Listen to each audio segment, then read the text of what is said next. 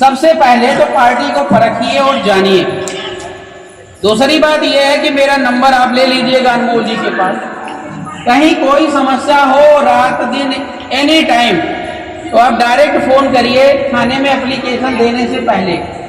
कभी कभी होता क्या है कि आपके साथ घटना हुई, किसी ने आपको जानलेवा हमला किया, मारने का प्रयास किया, आप थाने में गए, कहे साहब हमको मारे थे। अरे कैसे मारे थे इसका तो डिटेल आपने बताया।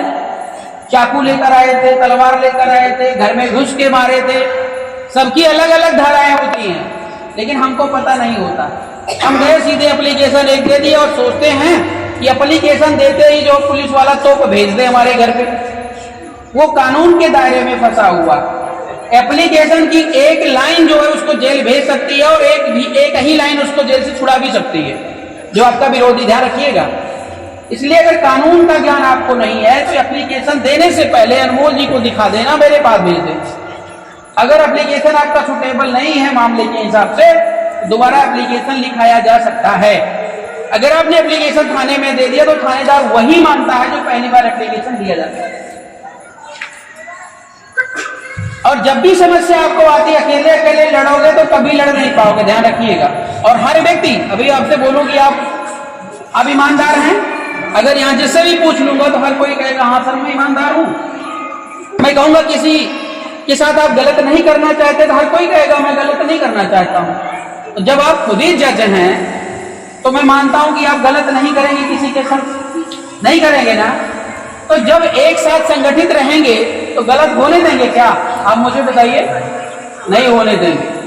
तो जब सामूहिक रूप से लड़ाई को आप लड़ेंगे तभी सफलता आपको मिलेगी। और अन्य किसी प्रकार की अगर समस्या है तो सलाह लीजिए। और जब भी आप कहेंगे तो आपके घर पे 100 लोग, 200 लोग, 500 लोगों की लाने की मैं क्षमता रखता हूं, आपकी लड़ाई लड़ सकता है। कुछ लेने से पहले खाली पार्टी में आप जुड़ जाइए। दूसरी बात यह है, अब पार्टी में अगर आप जुड़ गए तो पार्टी में आप कितना काम कर सकते हैं ये आपके ऊपर है। नहीं कर सकते हैं तो आने वाली पीढ़ी के लिए हम भविष्य तैयार कर रहे हैं। सपोज करो आपने कहा नहीं सर मेरे अंदर मैं पढ़ा लिखा नहीं हूं, विधायकी नहीं लड़ूंगा, लेकिन आपके बेटे बेटियों ने जो है विधायक बनने का सपना पाल लिया, तो बताओ क्या करोगे भाई? आने वाले दिनों में या तो पार्टी आप बनाइए, या तो आप पार्टी बनाओगे, और या तो फिर अपनी जो इच्छा है वो उसको दबा के बैठ जाओगे। यही काम करोगे। तो बीआरपी जो भारतीय राष्ट्रीय पार्टी हम लोगों ने बनाया है, यहां पे व्यक्ति का नहीं प्रतिभा का सम्मान है। क्योंकि हमने देखा है जब जब अयोग्य व्यक्ति शासक बनता है तब तक वो व्यवस्था खत्म हो जाती है। अयोग्य व्यक्ति जब जब शासक बनता, देखिए आप कांग्रेस को देख लीजिए। कांग्रेस में जो राहुल गांधी है, मैं तो किसी का अपमान नहीं करूंगा, लेकिन लोग कहते हैं पप्पू पप्पू उनको। हो सकता है कि व्यवस्था को मेंटेन ना कर पा रहे हो, इसलिए देखो पिछड़े हैं। नरेंद्र मोदी जी उनसे आगे निकल गए, है कि नहीं है?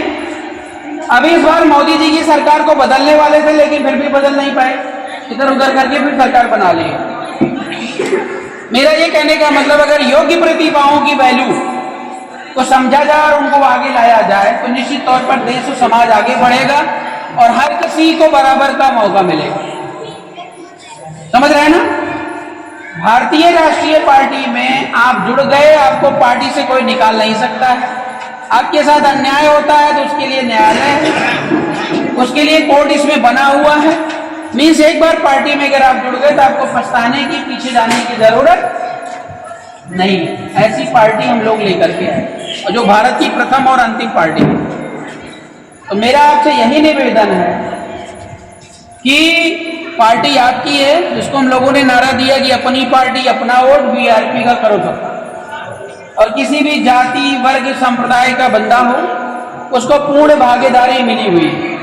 हर पार्टी में एक एक अध्यक्ष आप देखोगे, हमारी पार्टी में हर जाति बिरादरी का एक एक अध्यक्ष होता है। मैं मौर्य हो गया तो मौर्य की जिम्मेदारी मेरी है, यादव जी हो गए, यादव जी की जिम्मेदारी है, पंडित जी बैठे, पंडित जी की जिम्मेदारी है, वर्मा जी बैठे, वर्मा जी की जिम्मेदारी है। तो सब समाज को एक साथ लाना और देश का विकास करना, आपस की समस्याओं को मिलजुल करके समझाना, मतलब उसको निपटा लेना, ये बहुत बड़ी काबिलियत की बात है।